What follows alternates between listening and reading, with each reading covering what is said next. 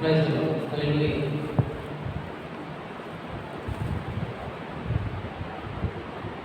ప్రార్థనతో ఈనాటి అవస్థను కూడికను ప్రారంభించుకుంటాం.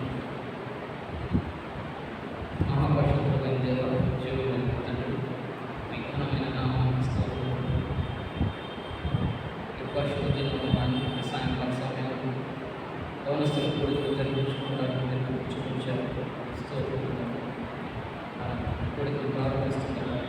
ఆది నుంచి ఆయన మీ నామానికి మహిమకరంగా జరిగించుకుంది.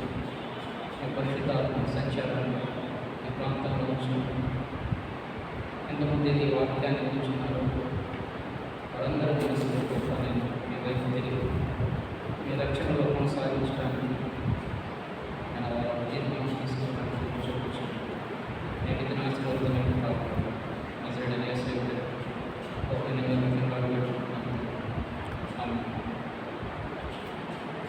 మొదటిగా ఆంధ్రప్రదేశ్లో కీర్తన పుస్తకం నుంచి 659వ పాట 4 వచనాలు.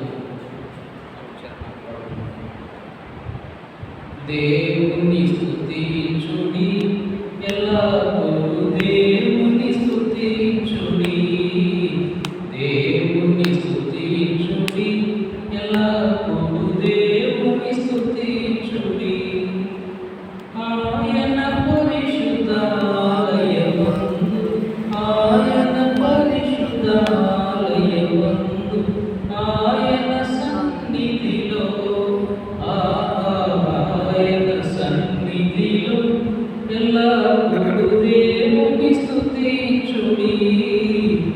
దేవుని స్తుతించుడి, ఎల్లప్పుడూ దేవుని స్తుతించుడి. ఆయన బలమును ప్రసిద్ధి చేయి, ఆయన బలమును ప్రసిద్ధి చేయి.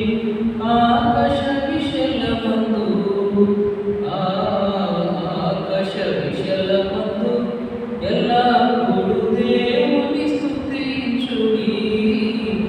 దేవుని స్తుతించుడి, ఎల్లప్పుడూ దేవుని స్తుతించుడి. ఆయన పరక్రమ కార్యములను బట్టి, ఆయన పరక్రమ కార్యములను బట్టి, ఆయన ప్రభావమును, ఆయన ప్రభావమును ఎల్లప్పుడూ దేవుని స్తుతించుడి. దేవుని స్తుతించుడి, ఎల్లప్పుడూ దేవుని స్తుతించుడి. పూరాధ్వనితో ఆయన స్తుతించుడి, పూరాధ్వనితో ఆయన స్తుతించుడి. స్వరమండలములతో, స్వరమండలములతో ఎల్లప్పుడూ దేవుని స్తుతించుడి. దేవుని స్తుతించుడి, ఎల్లప్పుడూ దేవుని స్తుతించుడి. సన్నాతంత్రుల సితారతోను, సన్నాతంత్రుల సితారతోను, చక్కని స్వరములతో, చక్కని స్వరములతో ఎల్లప్పుడూ దేవుని స్తుతించుడి. దేవుని స్తుతించుడి, ఎల్లప్పుడూ దేవుని స్తుతించుడి. తంబురతోను నాట్యముతోను, తంబురతోను నాట్యముతోను, తంతి వాద్యములతో, తంతి వాద్యములతో ఎల్లప్పుడూ దేవుని స్తుతించుడి. దేవుని స్తుతించుడి, ఎల్లప్పుడూ దేవుని స్తుతించుడి. పిల్ల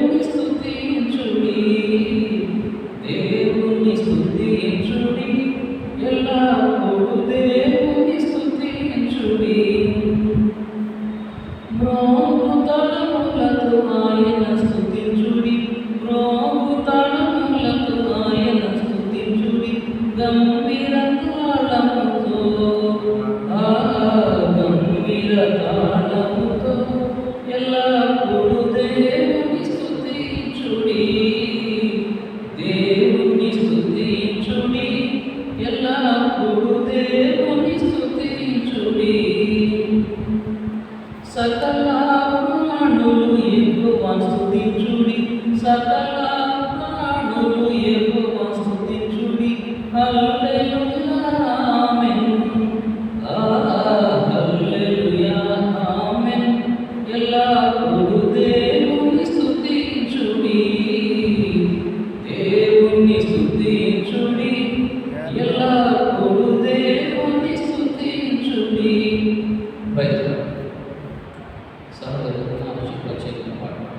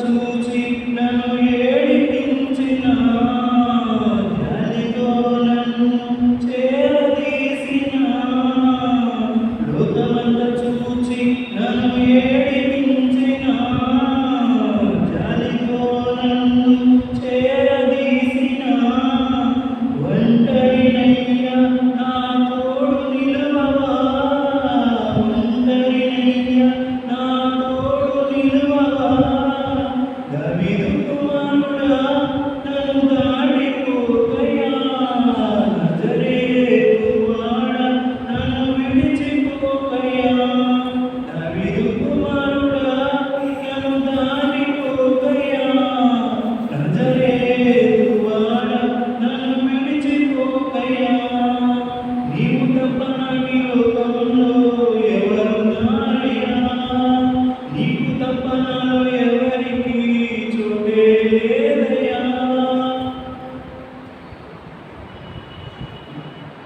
నా తల్లి నన్ను మరిచిపోయినా నా తండ్రి నన్ను విడిచిపోయినా నా తల్లి నన్ను మరచిపోయినా నా తండ్రి నన్ను విడిచిపోయినా తల్లిదండ్రి నీవై నన్ను లాలించవా తల్లిదండ్రి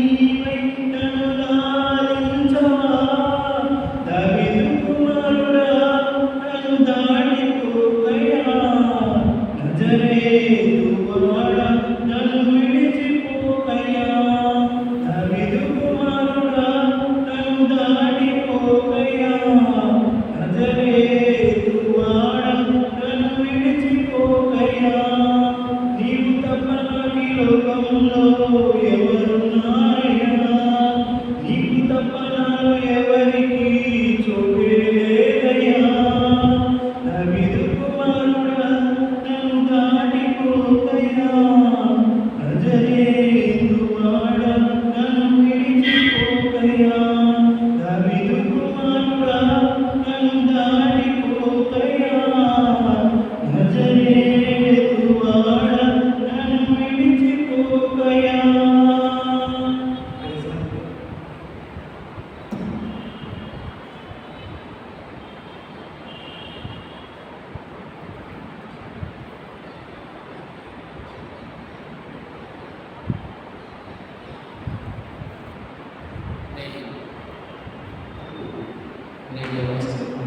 ఏర్పాటు చేయబడిన చిత్రవారు కీర్తనలలో 121 సంకీర్తన. కీర్తనలలో 121 సంకీర్తన చదువుతాను. కొండల తట్టు నాకు కన్నెత్తుచున్నాను, నాకు సహాయం ఏర్పడవచ్చు. యెహోవా వలనే నాకు సహాయం కలుగును. ఆయన భూమి ఆకాశములను సృజించినవాడు. ఆయన నీ పాదములను తొట్టిల్లనీయడు. నిన్ను కాపాడువాడు ఉంటాడు. ఇశ్రాయేలును కాపాడువాడు ఉంటాడు. వెతుకువాడు యెహోవా నిన్ను కాపాడు. నీ కుడి ప్రక్కన యెహోవా నీకు నీడగా ఉండదు. పగలు ఎండలపై నీకు తగ్గదు, రాత్రి వెన్నెలపై నీకు తగ్గదు. ఏ అపాయం రాకుండా యెహోవా నిన్ను కాపాడు. ఆయన నీ ప్రాణమును కాపాడు. ఇది మొదలుకొని నిరంతరం నీ రాకడపై యెహోవా నిన్ను కాపాడు. దేవుని పరిశుద్ధ వాక్యాన్ని ప్రతిష్ఠించుకుందాం. ప్రార్థన చేసుకుందాం. సంపూర్ణ నీ ఘనమైన నామాన్ని స్తుతించుకుంటాం. నీ వాక్యాన్ని అందించిన సేవ చాపలను పరిశీలన ఎవరికి ఏ వాక్యం అవసరమైనది మాట్లాడు.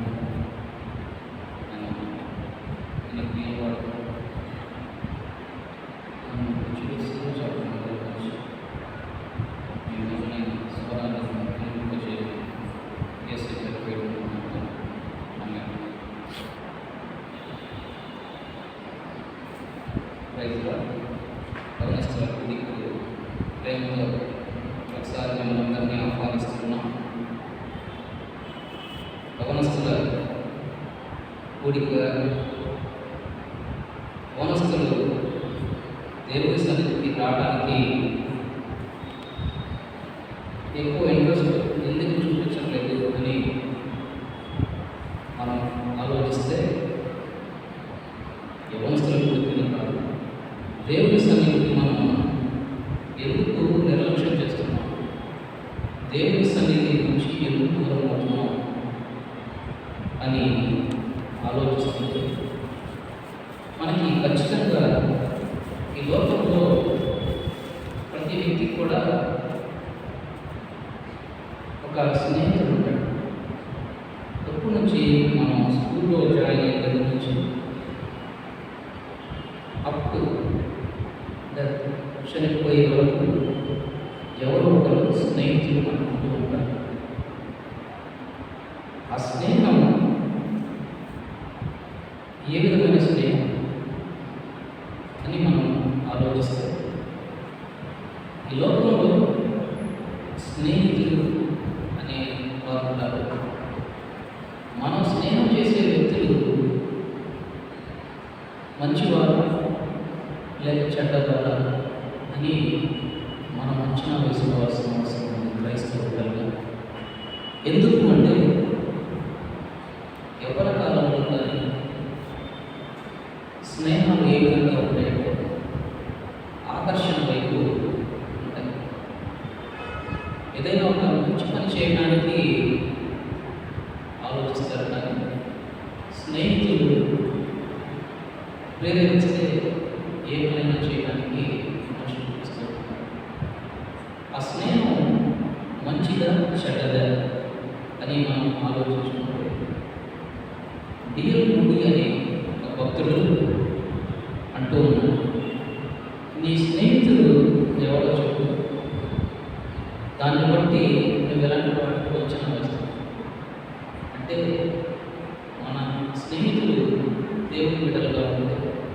మనల్ని ఆత్మీయంగా నడిపించే బిడ్డలుగా ఉంటారు.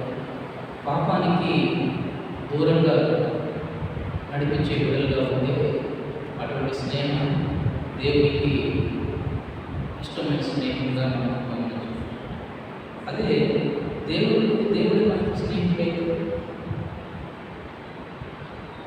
దావీదు దేవుని యొక్క హృదయానుసారం. అంటే మనం అనేక మందితో ఫ్రెండ్షిప్ చేస్తూ ఉంటాం, కానీ ఒక వ్యక్తి ఉంటాడు, అతను మనకి క్లోజ్ ఫ్రెండ్ అంటాడు. అంటే మన పరిస్థితులన్నీ అతనికి తెలిసి ఉంటాయి, అతని పరిస్థితులన్నీ మనకు తెలిసి ఉంటాయి. అటువంటిప్పుడు ఆ స్నేహితుడు మనల్ని ఏ విధంగా నడిపిస్తాడు, మంచి వైపు నడిపిస్తూ ఉంటే అటువంటి స్నేహితులను వదులుకోకూడదు. ఎప్పుడైతే దేవుని వైపు కాకుండా లోకం వైపు నడిపిస్తూ ఉంటారో ఆ స్నేహితులకి మనం దూరం అవ్వడం మంచిది. ఎందుకంటే వారి స్నేహం మనల్ని ఎక్కడ తీసుకెళ్తుందంటే పాపానికి దగ్గరగా తీసుకెళ్తుంది. మన ఒక దైవ సేవకుడు చెప్తాడు, అరే నీ దగ్గర ఇంత మంచి మొబైల్ ఫోన్ ఉంది, నువ్వు ఇన్కమింగ్ అవుట్గోయింగ్ కలిసే వాడుతున్నావు, మంచి మంచి యాప్స్ ఉన్నాయి డౌన్లోడ్ చేసుకున్నాను. తన స్నేహితుడు చెప్పాడు కదా అని యాప్స్ డౌన్లోడ్ చేసుకుని రాత్రి పూట దుప్పటి కప్పుకొని ఆ యాప్స్ ఓపెన్ చేసి చూస్తుంటే అనవసరమైన చిత్రాలను, అశ్లీలమైన చిత్రాలను జరిగింటే చూస్తుంది. ఆ విధంగా చూస్తుంది ఏమవుతుందంటే యవనస్తులకి ఎమోషనల్ బ్యాలెన్స్ అనేది మిస్ అయిపోతూ ఉంటుంది. ఎప్పుడైతే ఎమోషనల్ బ్యాలెన్స్ కంట్రోల్ చేసుకోలేకపోతున్నామో అప్పుడు పాపానికి ఎక్కువ ఆకర్షితులైపోతుంటాం, పాపానికి మునిగిపోతూ ఉంటాం. అవి బయటికి రావడానికి కూడా రాలేని పరిస్థితి ఉంటుంది. అటువంటిప్పుడు మన స్నేహితులు ఏ విధంగా ఉండాలి అంటే దేవుని ఒక వాక్యంతో మనల్ని ప్రేరేపించేవాడుగా ఉండాలి. దేవుడినే మన స్నేహితులుగా చేసుకుంటే ఇంకా ఏ విధంగా ఉంటున్నారు. దేవుడు మనకు స్నేహితుడిగా ఉండడానికి ఇష్టపడుతుంది. మనం ఇది ఎక్కడ గమనించవచ్చంటే మన సృష్టి ఆరంభంలోనే ఆదాము అవ్వల్ని ఆయన సృష్టించిన తర్వాత ఏదైనా తోటలో వచ్చినప్పుడు ఆయన ప్రతి చదవకుండా వచ్చి వారితో మాట్లాడుతూ ఉంటారు. ఆ విధంగా మాట్లాడుతున్నప్పుడు వారి స్నేహితులుగా మంచి చెడులు విధంగా మాట్లాడుతున్నప్పుడు వాళ్ళని బలపరుస్తూ మనం కూడా దేవుడితో అటువంటి రిలేషన్ కలిగి ఉంటే మన జీవితాలు బలపరితంగా ఉంటాయి. అదే ఆదాము అవ్వలు దేవుడు వచ్చేప్పుడు పిలుస్తూ ఆదాము వెళ్ళడానికి, నేను నీ స్వరం విన్నప్పుడు చెట్టు చాటును దాక్కుని ఉన్నాను. అంటే ఎందుకు దాక్కుని ఉన్నామంటే నేను దిగంబరిని అని తెలుసు. నువ్వు దిగంబరిని అని నీకు తెలియజేయవాడు. నేను తినవద్దన్న ఫలాన్ని తిన్నావా అన్నప్పుడు చెప్తాను. నువ్వు ఇచ్చిన ఈ విధంగా నాకు ఆలోచించింది అంటే అక్కడ ఆజ్ఞను అతిక్రమించిన వారిగా మనం చూస్తున్నాం. ఎప్పుడైతే మనం దేవుని ఆజ్ఞను అతిక్రమించిన వారిగా ఉంటున్నామో అప్పుడు పాపంలో మనం పట్టబడుతున్నాం. ఈరోజు మనం నేర్చుకోవాల్సిన అంశం ఏంటంటే మనకు కావాల్సింది ఈ స్నేహం లేక దేవుడితో స్నేహం. దేవుడితో స్నేహం కలిగిన వ్యక్తులు ఏ విధంగా ఉంటారు అంటే దేవుడి మనస్సు కలిగిన బిడ్డలుగా ఉంటారు. వారి అంచనాలు, వారి యొక్క ఆలోచనలు ఏ విధంగా ఉంటాయంటే దేవుని చిత్తానుసారమైన ఆలోచనలు కలిగి ఉంటాయి. ఈరోజు మనం సంఖ్యాకాండంలో గమనించినట్లయితే సంఖ్యాకాండం 11వ అధ్యాయంలో మొత్తంలో మీరు మిగిలిన ఒకసారి చదువుతాం. సంఖ్యాకాండం 11వ అధ్యాయం దాంట్లో ఇద్దరు వ్యక్తుల్ని మనం గమనించవచ్చు. సంఖ్యాకాండం ఎవరు వాళ్ళిద్దరు అంటే పాలు తేనెలో నుంచి కానాను దేశంలోనికి వాగ్దాన దేశంలోనికి ఇశ్రాయేలుని నడిపిస్తాడు అని దేవుడు ఐగుప్తు నుంచి తీసుకొచ్చినప్పుడు ఆ పాలు తేనెలో ప్రవహించి ఆ కానాను దేశంలోకి ప్రవేశించిన ఇద్దరు వ్యక్తులు జీవితాల్లో వచ్చి ఈరోజు మనం ఒక చక్కటి పాఠాన్ని నేర్చుకోవచ్చు. ఆ ఇరువురు దేవుడితో ఏ విధమైన సంబంధం కలిగి ఉన్నారు, ఏ విధమైన స్నేహం కలిగి ఉన్నారో మనం నేర్చుకోవచ్చు.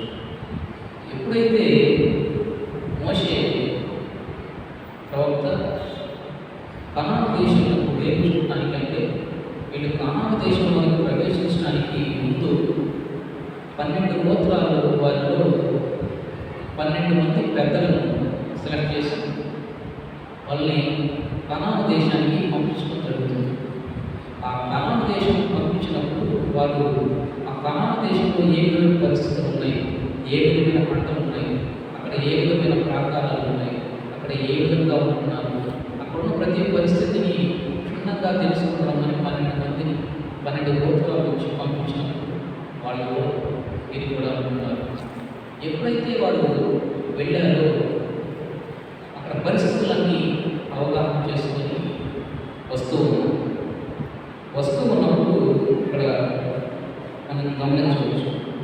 వాళ్ళు అక్కడ ఎన్ని దినాలు ఉన్నారు అంటే దగ్గర 40 దినాలు వాళ్ళు ఆ కనాను ప్రాంతం అంతా తిరిగి చూడడానికి కనాను ప్రాంతం 40 దినాలు అక్కడ ఉన్నారు అని పరిశుద్ధ గ్రంథంలో మనం తెలుసుకోవచ్చు. అక్కడ యెహోషువకి ముందు మోషే గారి పేరు మార్చుకుంది, అతని పేరు హోషేయ. హోషేయ అంటే అర్థం ఏంటి అంటే రక్షణ అని అర్థం.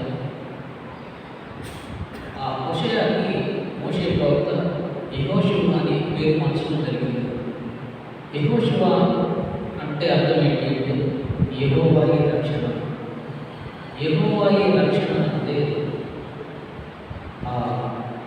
రక్షణ అనే హోషేయ అనే పేరు రక్షణ అని అర్థం. యెహోషువ అనే పేరుకి యెహోవాయే రక్షణ అని అర్థం. ఈ యెహోషువ ఏ గోత్రానికి చెందినవాడు అంటే ఎఫ్రాయిం గోత్రానికి చెందినవాడుగా మనం పరిశుద్ధంగా చూస్తాం. అదేవిధంగా కాలేబు యూదా గోత్రానికి చెందినవాడుగా పరిశుద్ధంగా మనం చూస్తాం. మీరు ఈ సంఖ్యాకాండం 13-14 వచనాలుగా చదివినట్లు ప్రతి పరిస్థితి కూడా మీకు క్షుణ్ణంగా అర్థమవుతుంది. ఈరోజు మనం ఈ అంశాన్ని ఎందుకు మనం ప్రస్తావిస్తున్నాం, దేవుడు జ్ఞాపకం చేస్తున్నాడంటే దేవునితో స్నేహం కలిగిన వ్యక్తులు అంటే సంబంధం కలిగిన వ్యక్తులు, దేవుని మీద ఆధారపడే వ్యక్తులు, ఆ వ్యక్తుల యొక్క జీవితాలు దేవుడు ఏ విధంగా ఫలభరితం చేస్తాడు అంటే మనం అక్కడ చూస్తూ ఉంటాం. పాలు తేనెలు ప్రవహించే దేశం అంటే మనం లిటరల్గా ఏమనుకుంటాము, అక్కడ పాలు తేనెలు ప్రయోగం అని దాని అర్థం ఉంటాం. పాలు తేనెలు ప్రవహించే దేశం అంటే సమృద్ధి కలిగిన దేశం అని అక్కడ అర్థం. మన జీవితాల్లో కూడా మనం సమృద్ధికరమైన జీవితం ఉండాలి అంటే దేవునితో మనం సంబంధం కలిగి ఉండాలి. కాబట్టి దేవుని యొక్క మనల్ని పరీక్షించిన తర్వాత మనం చాలా వరకు దేవుని ప్రేమని మనం చూస్తూ ఉంటాం. దేవుని యొక్క ఉగ్రతను కూడా బైబిల్లోని ప్రస్తావించుకుంటుంది. ఇదే ఇశ్రాయేలీయులు వాళ్ళు సనుక్కుంటున్నప్పుడు, అనేక మంది సనుకుతున్నప్పుడు దేవుడు ఇచ్చిన శిక్షను కూడా మనం పరిశుద్ధంగా మనం చూస్తూ ఉంటాం. ఈరోజు ఇక్కడ జరిగిన సంఘటన ఏంటి అంటే దేవుడు చూడడానికి ఇక్కడ పంపించినప్పుడు వాళ్ళు అనుకున్నారు. 23వ అధ్యాయంలో మనం చూసి 21 నుంచి 22 చదువుకున్నాం. వారు దక్షిణ దిక్కున ప్రయాణం చేసి హెబ్రోనుకు వచ్చి అక్కడ అనాకీయుడు అహీమాను షషయి తల్మయ్య వారు ఆ హెబ్రోను ఐగుప్తులోని సోదరి కంటే 7 ఏళ్ళు ముందుగా కట్టారు. వారు ఎష్కోల్ లోయలోకి వచ్చి అక్కడ ఒక గెలగల ద్రాక్ష చెట్టు యొక్క కొమ్మ పూసి దండతో ఎత్తున మోసి, మరియు వారు కొన్ని ధాన్యం పండ్లు కొన్ని అంజూరు పండ్లను తెచ్చి ఇశ్రాయేలు అక్కడ కోసిన ద్రాక్ష పిల్లలు బట్టి ఆ స్థలంలో ఎష్కోల్ లోయ అని పేరు పెట్టారు. వారు 40 దినములు ఆ దేశంలో సంచరించి తిరిగి వచ్చి అట్లు వారు వెళ్ళి పారా అరణ్యంలోని ఆ దేశంలో ఉన్న మోషే ఇశ్రాయేలు సర్వ సమాజం వచ్చి వారికి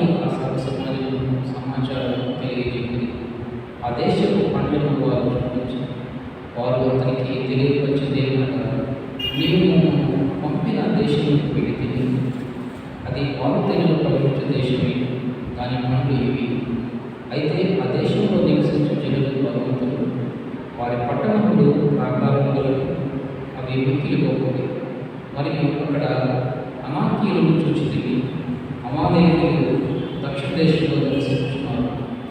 హిత్తీయులు, యెబూసీయులు, అమోరీయులు కొండ దేశంలో నివసిస్తున్నారు. కనానీయులు సముద్రం వద్ద యోర్దాను నది ప్రాంతంలో నివసిస్తున్నారని చెప్పారు. ఇక్కడ పరిస్థితులన్నీ అందరికీ సర్వసమాజానికి మోషేకి తెలియజేస్తూ ఉన్నారు. చూసిన పరిస్థితి ఇక్కడ 30వ వచనంలో గమనిస్తే కాలేజీ చెప్తున్నాను. కాలేజీ మోషే జనులను నిమ్మలపరిచి మనం నిశ్చయంగా బిడ్డలను దాన్ని స్వాధీనపరచుకుంటూ దాన్ని జయించినప్పుడు మన శక్తి చాలు అని అక్కడ వాళ్ళు ఇస్తున్న స్టేట్మెంట్ ఏంటంటే, ఈ పరిస్థితులన్నీ చెప్పి మనం నిశ్చయంగా దాన్ని స్వాధీనపరుచుకుంటాం, దాన్ని జయించడం మనకి శక్తి చాలు అని. అంటే వాళ్ళు ఆధారపడింది వాళ్ళ శక్తి మీద కాదు, దేవుని శక్తి మీద అని మనం నేర్చుకోవాలి. మనం కొన్నిసార్లు మన పరిస్థితుల్లో, అనేక పరిస్థితుల్లో మనం దేవుని మీద ఆధారపడటం మర్చిపోతూ ఉంటాం. అంటే మర్చిపోవడం అంటే మనం నెగ్లెక్ట్ చేస్తూ ఉంటాం. దేవుని మీద ఆధారపడకుండా చేసే ప్రతి పని కూడా ఫలభరితంగా ఉంటుంది. మనం ఎప్పుడైతే దేవుని మీద ఆధారపడి మనం పని చేస్తామో అప్పుడు ఫలభరితంగా ఉంటుంది. దేవుడు మన జీవితాన్ని ఆశీర్వాదకరంగా మారుస్తాడు. అప్పుడు వచ్చిన అయితే అతనితో కూడా పోయిన ఆ మనిషి, అంటే 12 గోత్రాల వారు అక్కడికి వెళ్ళారు, అంటే 12 మంది వెళ్ళారు. యెహోషువ కాలేబు మాత్రం అక్కడికి వెళ్ళవచ్చు అని చెప్తున్నారు. కానీ ఇక్కడ 31 వచ్చిన మనం గమనిస్తే అక్కడ కూడా చెప్తున్నారు, ఆ జనులు మనకంటే బలవంతులు. అక్కడ ఉన్న జనులు ఎవరు అంటే వాళ్ళు మనకంటే బలవంతులుగా కనిపిస్తూ ఉన్నారు. మనకంటే బలవంతుడు అయితే మనం వాళ్ళని జయించడం కష్టం. 31 వచనం చదువుతున్నాడు.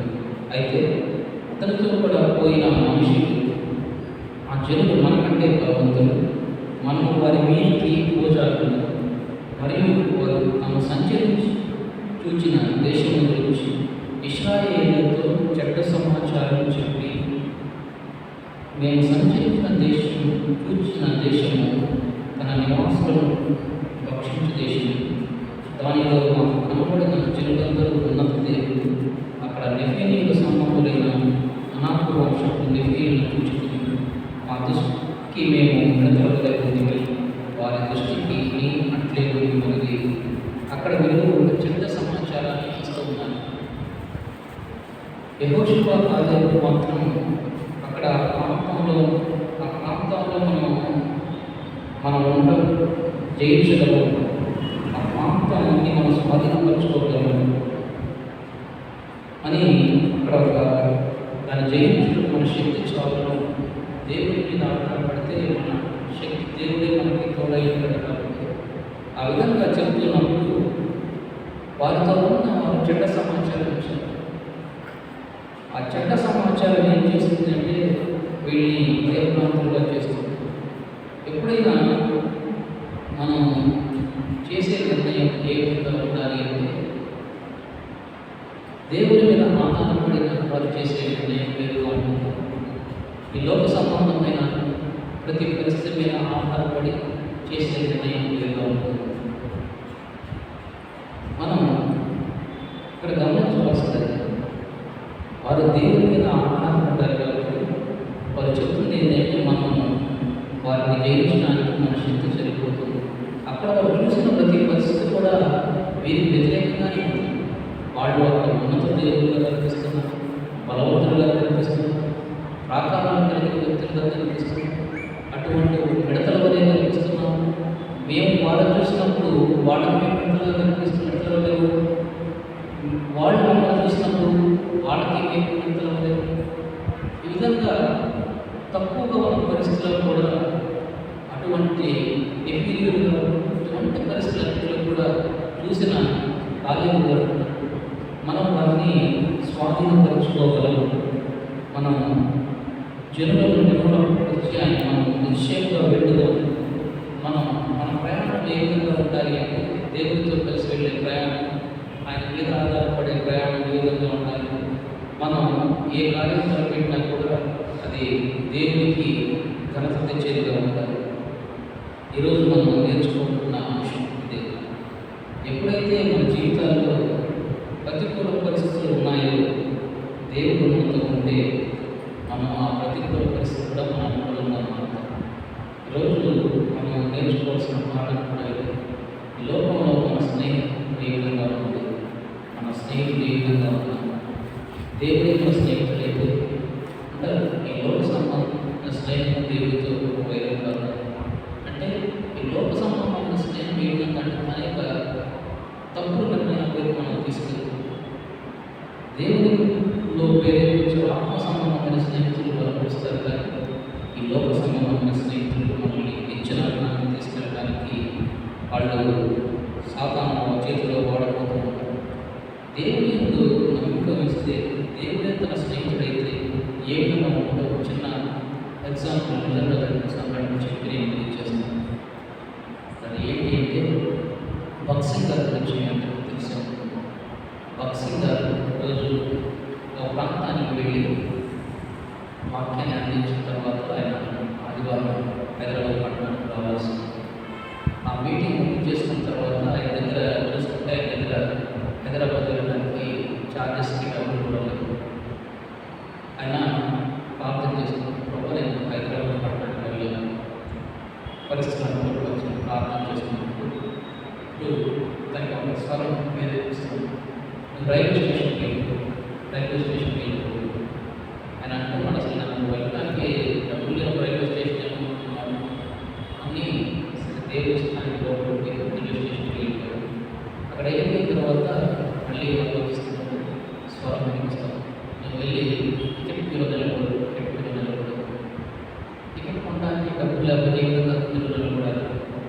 టికెట్ తీసుకునే అడుగుతాడు, ఎక్కడికి వెళ్ళాలి అన్నప్పుడు అలా ప్రాంతాన్ని దానికోసం టికెట్ అమౌంట్ అడిగినప్పుడు డబ్బులు ఇవ్వాలి.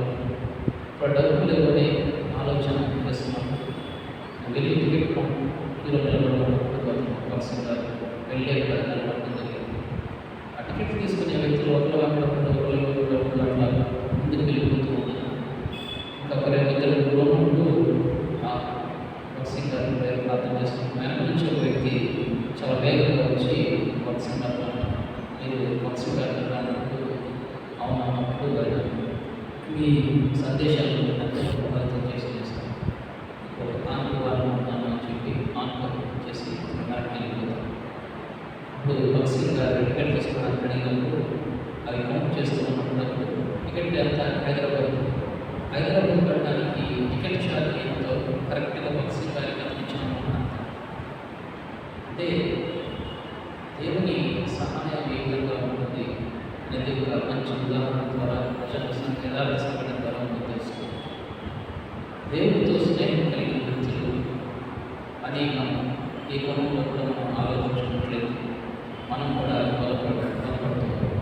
యవనస్తులు కూడా విశ్వాసంలో స్థిరపడాలని విధంగా మనం యవనస్తుల కూడా ప్రారంభించడానికి జరిగించడానికి ఆ మహాదేవుడు చూపిస్తుంది. కానీ ఎదురయ్యే ప్రతి ఆటంకం సాతాను శోధనలన్నీ కూడా మనం ఏ విధంగా చేయించాలి ప్రార్థనతో చేయించాలి. మీరు ఫ్రీగా ఉండే టైంలో కూడా మీరు వాచ్ చేయండి. మన యూట్యూబ్లో కూడా మెసేజెస్ ఇవన్నీ మనం వాచ్ చేసినప్పుడు మనం బలపడుతున్నాం. ప్రార్థన చేయండి. వాక్యం చదువుకోవడం నేర్చుకుంటాం. ఎప్పుడైతే మనం వాక్యం చదువుకుంటూ ప్రార్థన చేసుకుంటూ ఉంటామో మన జీవితాల్లో దేవుడు జరిగిస్తుంటాడు. దేవునికి విజయం సాధారణంగా కూడా తావలేకపోతుంది. మనం ఎప్పుడైతే ఆ పనులు చేయమో మన జీవితాల్లో దాని ప్రభావం ఎక్కువ. కాబట్టి మన జీవితాలు మహిమకరంగా ఉండాలి అని దేవుడు అటువంటి మహాత్మత్వం మనం గ్రహించాలి. మహాదేవుని ప్రార్థిస్తూ సందేశాన్ని మనం ప్రార్థన అందించుకుంటాం. ప్రార్థన చేస్తాం. కృపాశక్తి సంపూర్ణ మా ప్రియ తండ్రి మీకు నేను నామాన్ని స్తోత్రం. ఇంతవరకు ప్రభు పిల్లలతో మీరు మాట్లాడిన ప్రతి మాటను బట్టి స్తోత్రం. అవును ప్రభు, ఈ లోకంలో మేము మంచి వాటిని మంచి స్నేహం కలిగి ఉన్నాము, చెడ్డ స్నేహం కలిగి ఉన్నాము. ఒకసారి మేము పరీక్షించుకుని అటువంటి సమయాన్ని మన జీవితాల్లో ప్రేరణ కలిగించండి. మా స్నేహితులు ఏ విధంగా ఉన్నారు, చెడ్డవాటికి ప్రేరేపించేవారుగా ఉంటున్నారు, ఆత్మీయ సంబంధం స్నేహితులుగా ఉంటున్నారా ఒకసారి మేము పరీక్ష చేసుకుని సరి చేసుకునే వాటిగా అవసరం జ్ఞాపకం చేసుకుని ప్రతి ఎవరిలో జ్ఞాపకం చేసుకుని ప్రతి ఒక్కరి నిజ దేవుడు తెలుసు రక్షణ మార్గంలో కొనసాగండి. ఆయన రక్షణలో రావడానికి సహాయం చేయండి. ఆయన ప్రతి విధంగా సమయాన్ని సద్వినియోగం చేసుకునే బాధ్యత ప్రార్థిస్తున్నాను. ఎవరు ప్రభుత్వమైన మీరు నడిపిస్తున్నారు ఆయన వచ్చినంత ఆయన ఏ విషయాన్ని ప్రభుత్వం మీరు ప్రభుత్వమైన లక్ష్యం చేయకుండా నిజమైన కాకుండా ముందుకు తీసుకెళ్ళడానికి మాకు ధైర్యాన్ని సన్నిధిని మాతో వచ్చి ప్రార్థిస్తున్నాం. ఆ సంఘాన్ని కూడా మార్పు చేసుకోండి. సంఘంలో సంఘ కాపులమైన రైతులకు సహాయం చేయండి. ఏ విధమైన కాపులను మీరు సంఘానికి సిద్ధపరిచారు ఇప్పుడు బయలుపరచమని ప్రార్థిస్తున్నాం. సంఘంతో నేను ప్రార్థన చేస్తే నేను మీరు కార్యాలు సఫలపరిచే సహాయం చేయండి. ప్రతి సంఘంలో ప్రతి జ్ఞాపకం చేస్తుంది. ఎంతమంది అనారోగ్యంతో బాధపడుతున్నారు వారికి విశ్వాసం ఎవరిలో చదువుకుంటున్నారు మంచి జ్ఞానాన్ని హైయర్ ఎడ్యుకేషన్ జ్ఞానాన్ని అందించి ఎగ్జామ్ కాంపిటేటివ్ ఎగ్జామ్స్ రాసినట్టు చేయించి మంచి ఉద్యోగాలు పొందుకునే వాక్యాలను ప్రార్థిస్తున్నాం. ఉద్యోగం చేసే విద్యను చేయించి వివాహం కోసం చూస్తున్న పిల్లల జీవితంలో సరైన భాగస్వామ్యాన్ని దయచేయాలని ప్రార్థిస్తున్నాం. సండే స్కూల్ పరిచయం జ్ఞాపకం చేస్తున్నాం. వాళ్ళు ఉండగా సినిమాకి నేను పెద్దవాడి వాడి దగ్గర స్మరణ తెచ్చుకుని పనిచేస్తున్న టీచర్స్ మీరు బలపరచండి. చిన్నపిల్లలు ఏ విధంగా పరిచయం సండే స్కూల్ నుంచి వాక్యంలో ఈ విధంగా ఎదగాలో నేర్పించమని ప్రార్థిస్తున్నాం. స్త్రీ సమాజాన్ని జ్ఞాపకం చేసుకోండి. సమాజానికి అవసరం బలమైన తల్లులు సంఘాన్ని జ్ఞాపకం చేసుకున్నాం. వాళ్ళ సంస్కృతి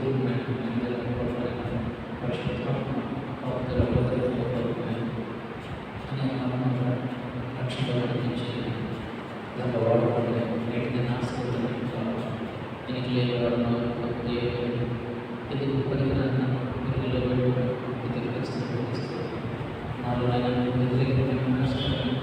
తీసివేసి ఈ శుభ్రంగా నడిపించడం ప్రార్థిస్తున్నాను.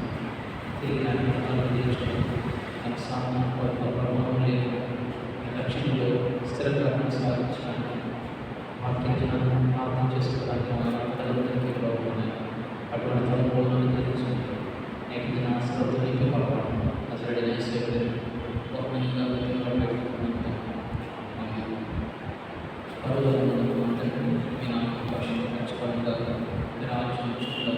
ఖచ్చితంగా రాజ్యంలో నెరవేరుగా ఆ అవసరం దయచేసి ఆ కష్టం క్షమించడం క్షమించు మన శోధనను తీర్చి తగ్గించు. ఇక్కడి రాజ్యంలో నిరంతరం